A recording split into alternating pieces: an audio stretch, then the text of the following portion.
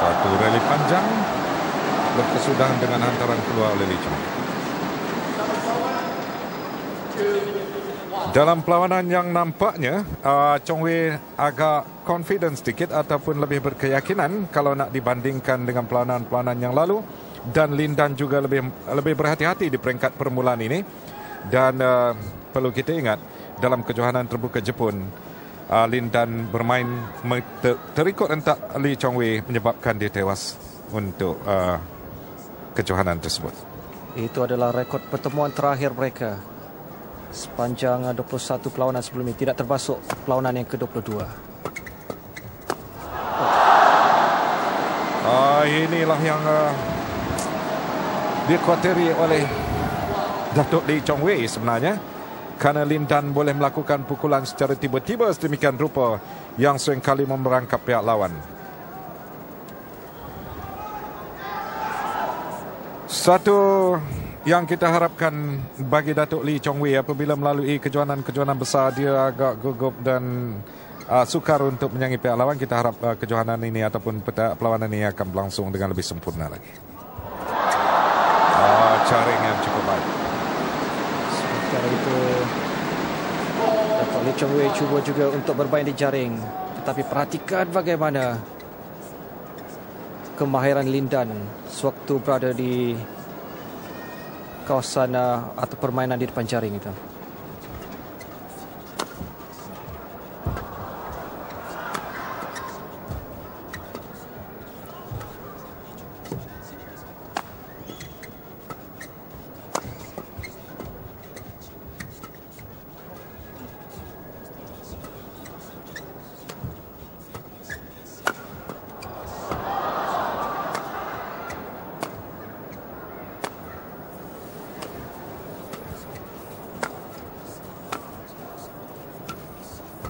Online stroke terjadi antara kedua-dua pemain.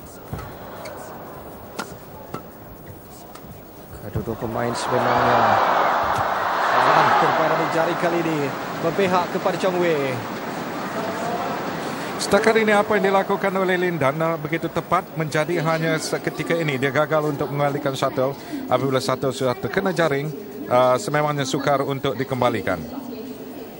Kita harapkan Datuk Lee Chong Wei yang kepada kebiasaannya lambat panas, sama juga perlawanan-perlawanan dalam Sukan Asia ini, dia melalui perlawanan 3 game keseluruhannya, kecuali bertemu dengan Pungsat Busana secara straight game berbanding dengan Lin Dan yang melalui keseluruhan perlawanan dengan secara kemenangan berterusan ataupun secara straight games.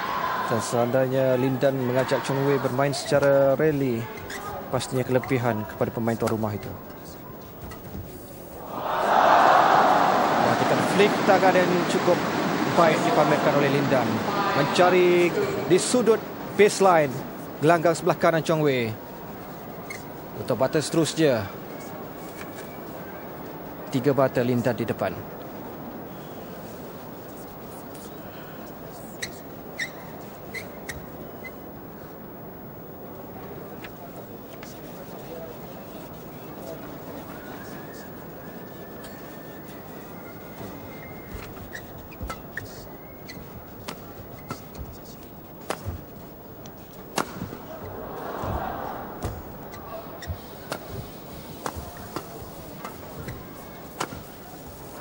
Cantik kali ini. Itulah senjata yang sering digunakan oleh Lee Chong Wei. Sideline smash yang selalunya membawa mata bagi dirinya dan perlu dipergunakan sepenuhnya. Antara kedua-dua pemain memang sudah biasa sangat, sudah mengetahui kelemahan dan kelebihan pihak lawan. Jadi siapa saja yang melakukan kesilapan dalam perlawanan ini akan menerima padah. 3-5.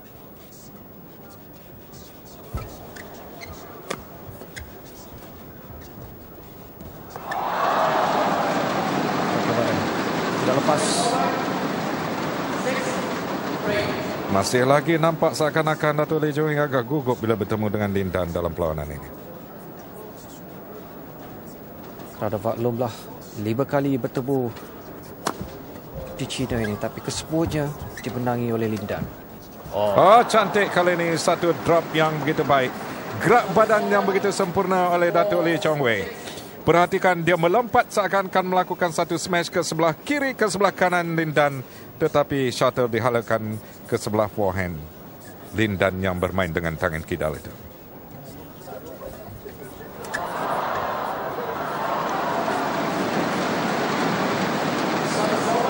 Sekali lagi permainan dijaring lebih memihak kepada Lindan. Kita perhatikan bagaimana seandainya bola itu mampu dijawab, Lindan telah pun bersedia. 3 mata Lindan di depan.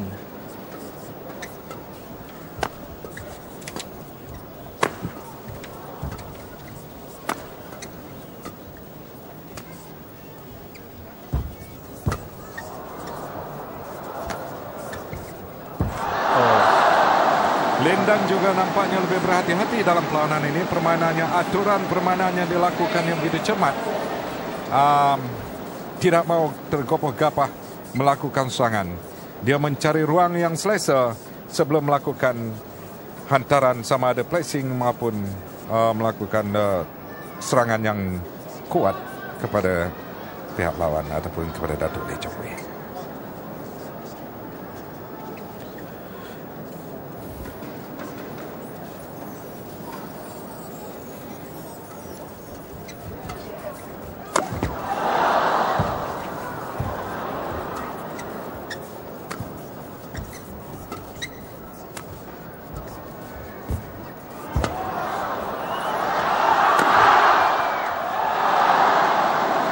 Apa saja yang dilakukan oleh Datuk Lee Chong Wei sekarang ini seakan-akan belum menjadi sepenuhnya sebagaimana kita saksikan Datuk Lee Chong Wei sebenarnya berada di gelanggang.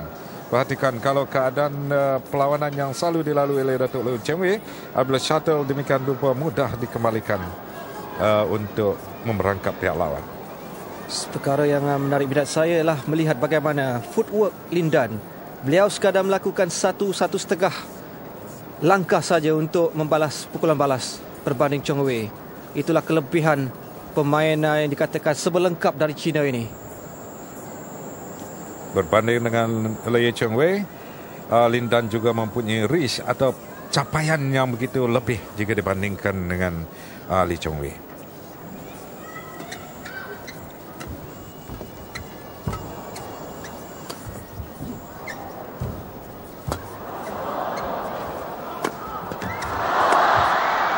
Kiri kanan gelanggang yang digunakan oleh Datuk Lee Chong Wei akhirnya membawa hasil. Itulah corak serangan. Kita perhatikan bagaimana peluang yang diperolehi. Biarpun berjaya dibalas, tetapi disitulah Chong Wei bijak membaca arah pergerakan return yang dilakukan oleh Lindan dan mengambil kesempatan bola separuh gelanggang untuk batas seterusnya.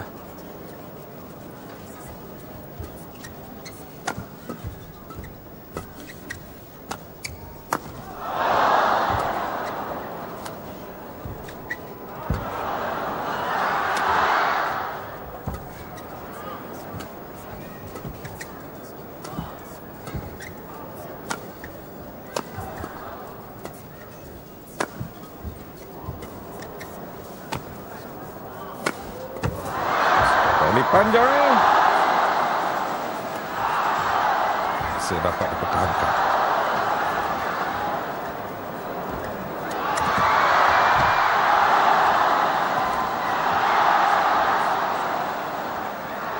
Satu rally yang menarik yang ditunjukkan oleh kedua-dua pemain.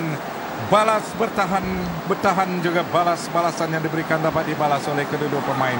Berakhir dengan kesilapan. Itulah yang saya katakan, siapa saja yang melakukan kesilapan dalam perlawanan ini akan menerima padang. Satu rally yang cukup menarik saya rasa setakat ini. Kita melihat antara perlawanan terbaik setakat ini, kelas dunia. Itulah kemahiran kedua-dua pemain yang berupaya untuk melakukan pukulan balas, menyerang di segenap 4 penjuru gelanggang. Apapun masih terlalu awal kerana kedua-dua pemain ini masih lagi cuba untuk melihat form ataupun corak permainan lawan masing-masing, kerana agak berbeza dalam setiap pertandingan akhir. Kita harap Datuk Lee Chong Wei cepat panas. Tidak sebagaimana biasa, dia sememangnya lambat panas. dan perlu mempertahankan. Kalau dia berjaya mempertahankan smash yang dilakukan oleh Lin Dan ataupun chop yang dilakukan oleh Lin Dan itu, bermakna dia akan mencapai kejayaan.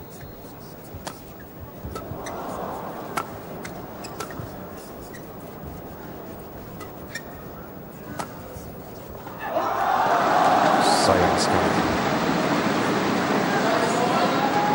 Begitulah apabila berhati-hati, terlampau penuh berhati-hati, sedikit di garisan tepi terkeluar gelanggang.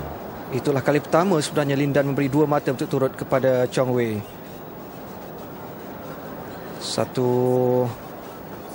cover up yang cukup baik, melakukan kesilapan tetapi tidak membenarkan lawan untuk memungut mata demi mata. 11-6, Lin Dan terlebih dahulu memungut mata 11, 5 mata yang ditinggalkan. Itulah, dalam game yang pertama ini nampak terlalu genting, terlalu berhati-hati di antara kedua-dua pemain. Maklumlah bagi kedua-dua pemain, sememangnya memburu kejuaraan untuk Sukan Asia ini.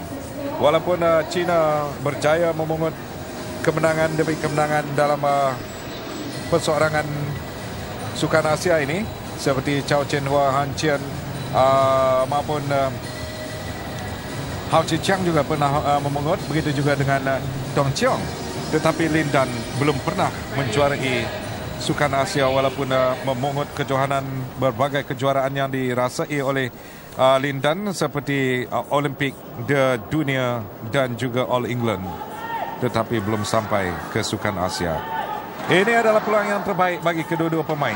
Siapa yang lebih berhak untuk menerima buat pertama kali sebagai juara Sukan Asia? Dan Lin Dan, Lee Chong Wei pastinya mau menamatkan penantian 40 tahun bagi pemain perseorangan Malaysia. 11-6. Cantik kali ini. Serangan di bahagian backhand Lin Dan, itulah yang perlu dilakukan oleh Chong Wei untuk bergasak lawannya ini. Sekali-sekala dia melakukan smash, tidak disangka oleh Lin Dan.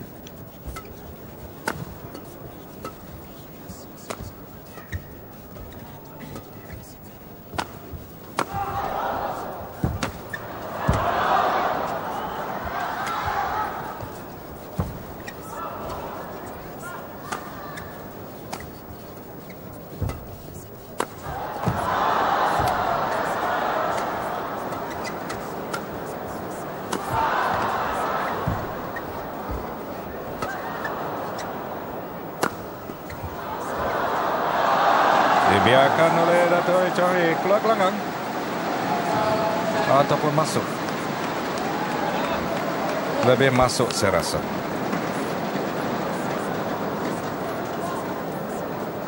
Ya, betul-betul masuk di atas garisan.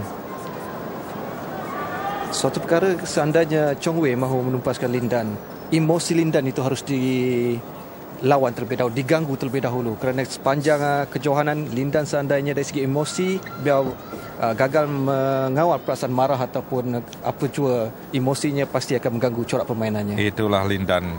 Lee Chong Wei patut mencari jalan untuk Lin Dan cepat marah. Dan apa sekalipun dari rally yang kita saksikan tadi, Datuk Lee Chong Wei sudah kembali kepada permainan asalnya.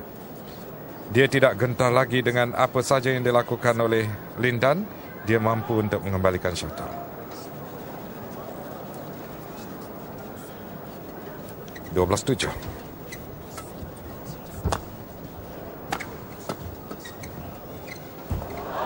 Keluar kali ini.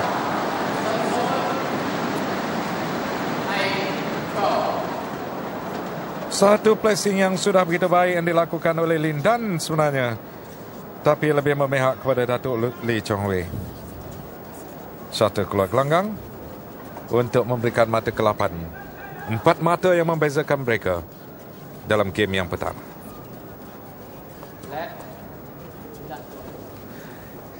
Itu salah satu perang psikologi yang biasa digunakan oleh Lin Dan.